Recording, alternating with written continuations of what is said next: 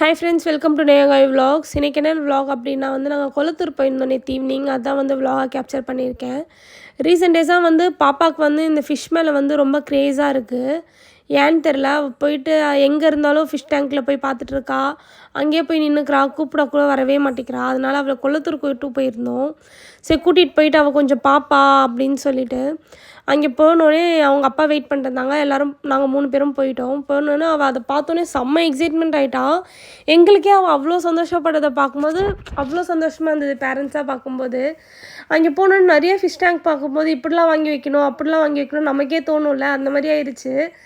அதுக்கப்புறம் ஒரே ஒரு ஃபைட்டர் மட்டும் வாங்கினோம். ஏன்னா நாங்கள் முன்னாடி வளர்த்துருக்கோம், அது இறந்துருச்சு. அதுக்கப்புறம் நாங்கள் வளர்க்கவே கூடாதுன்னு டிசைட் பண்ணிட்டோம். ஆனால் இப்போ பாப்பா ரொம்ப ஆசைப்படுறான்னு சொல்லிட்டு அவங்க அப்பா ஃபைட்டர் வாங்கி வைக்கலாம், அது எதுவும் ஆகாது அப்படின்னு சொல்லிட்டு வளர்க்குறோம். இந்த மாதிரி எத்தனை பேர் ஃபீல் பண்ணி சரி இந்த மாதிரி இறந்துரும் அப்படின்றதுக்காக வளர்க்காமல் இருக்கீங்கன்னு சொல்லிட்டு எனக்கு கமெண்ட்டில் சொல்லுங்கள். தேங்க்யூ ஃப்ரெண்ட்ஸ், தேங்க்ஸ் ஃபார் வாட்சிங். நெக்ஸ்ட் வீடியோவில் பார்ப்போம். தேங்க்யூ.